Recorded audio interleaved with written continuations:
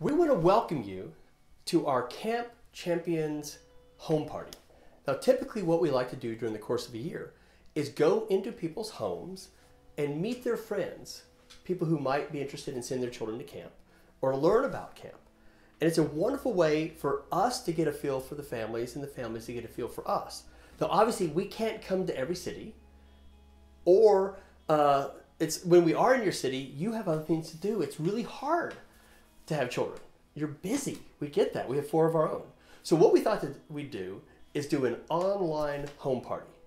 So let me introduce myself. I'm Steve Baskin. This is the lovely and talented Susie Baskin, and we are the owners and executive directors of Camp Champions.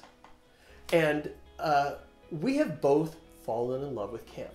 And we believe that camp may be the most powerful youth development experience that no one ever talks about.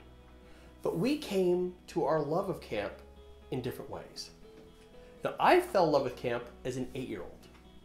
I was the younger brother of the football star in Midland, Texas. And if you know anything about Midland, Texas, or any part of West Texas, you know there's only 2 sports that matter: football and spring football. And when I was a 2nd grader, my brother was a senior. He was only 5'8". He weighed 140 pounds, but he was the all-district center and captain of the football team.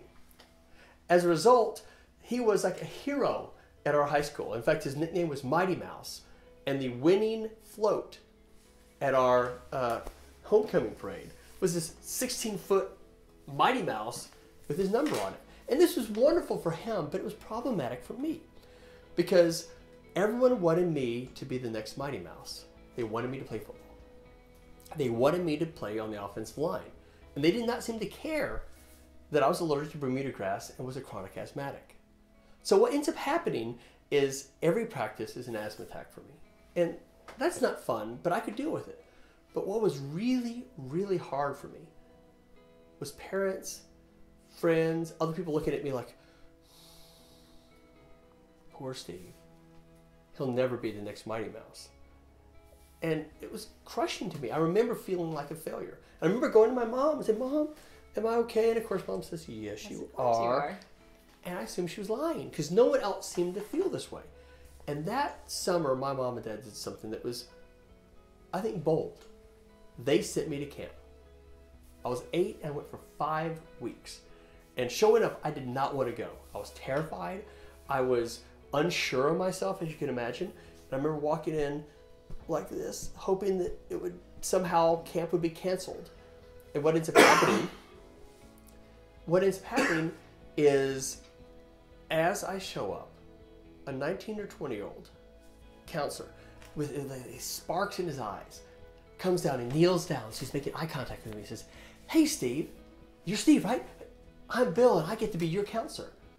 You know, for the next 5 weeks, we're gonna have the best time ever." And the rest of the guys are back in the cabin, and they're all waiting. They've been waiting for you to get here. And now that you're here, we're gonna go have a great time. Let's go play. And the message from Bill was perfectly consistent for the next 5 weeks, is that his life, this super cool guy's life, was made complete because the 8-year-old asthmatic from Midland was in his life. And I had another experience later that I ended up writing about in my college and business school applications. And I like to tell people, if your life is like a table and it's supported by legs, 4 of the legs that were important in my life I got from my wonderful parents, but 2 came from summer camp. And I realized at that point that camp could have an almost uniquely powerful influence on a child's life.